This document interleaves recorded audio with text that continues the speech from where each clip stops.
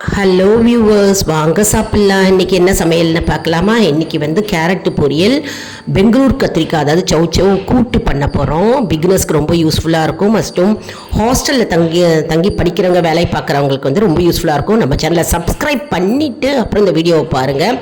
All bell பட்டனை press பண்ணிக்கோங்க. தினமுமே நாளைக்கு என்ன சமையல் அப்படின்றத முன்னாடியே நம்ம பிளான் பண்ணிவிட்டு காய்கறியை அதுக்கு ஏற்ற மாதிரி வாங்கி வச்சுட்டு நம்ம அலம்பி வச்சுட்டு நறுக்கி வச்சுட்டா ரொம்பவே ஈஸியாக இருக்குங்க. சமையல் ஈஸியாக நம்ம முடிச்சிடலாம். டக்குன்னு ஈஸியாக நம்ம சமைச்சிட்டு வெளியில் போயிடலாங்க. ரொம்ப ஈஸியாக இருக்குங்க. அதே மாதிரி நம்ம பட்டாணியை உரிச்சு வைக்கிறதா இருந்தாலும் முதல் நாள் முடிச்சு வச்சுக்கலாம். இல்லை ஊற போடுறதா இருந்தாலும் முதல் நாளே ஊற வச்சுட்டு நெக்ஸ்ட் டே நம்ம வந்து செஞ்சுக்கலாம். அதே மாதிரி மாவு அரைக்கிறதா இருந்தாலும் முதல் நாள் மாவை ஊற வச்சுட்டு நெக்ஸ்ட் டே வந்து இட்லி தோசைக்கு மாவு அரைச்சிக்கலாங்க. ரொம்ப ஈஸியாக இருக்குங்க இந்த மெத்தட் ஃபாலோ பண்ணால். சரி, வாங்க போகலாம் வீடியோக்குள்ள.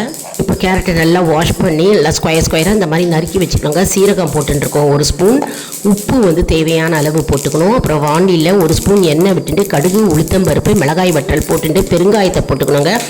லேசாக பொன்னிறமாக வறுபட்டால் போருங்க.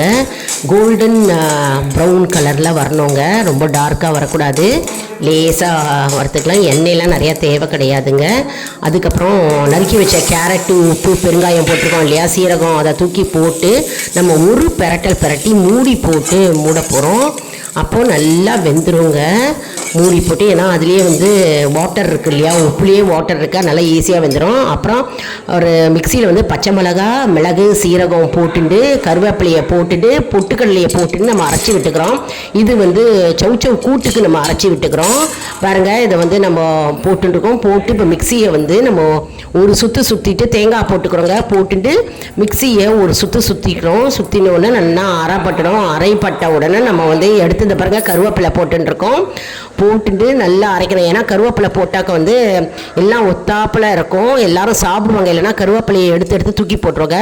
பாருங்கள், கேரட்டு பொரியலில் வந்து தேங்காய் கடைசியில் போட்டுக்கிறோம். போட்டுட்டு லேசாக 2 பிரட்டுறோம். கேரட்டு பொரியல் ரெடியாக எடுத்து தேங்காய் போட்டுட்டா போட்டுக்கலாம், இல்லைனா இல்லை, உங்களோட இஷ்டம். அது ஆப்ஷனல். தேங்காய் போட்டால் சூப்பராக இருக்குங்க, வாயில் அருமையாக இருக்கும் சாப்பிடும்போது. பாருங்கள், சௌச்சௌ கூட்டு வந்து வேர்க்கடலை, கடலைப்பருப்பு போட்டு குக்கரில் வேக வச்சிட்டோம்.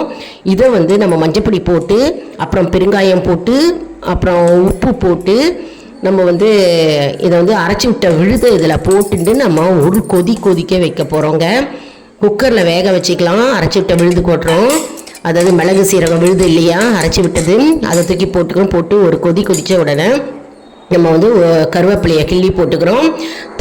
ஒரு தாளிப்பு போட்டுட்டு நம்ம வந்து இது பாருங்கள், தாளிப்பு கடுகு, மிளகாய் வற்றல், பெருங்காயம், கருவேப்பிலை போட்டு சீரகம் போட்டு தாளிக்கிறோம். உண்மையான சௌச்சௌ கூட்டு ரெடி.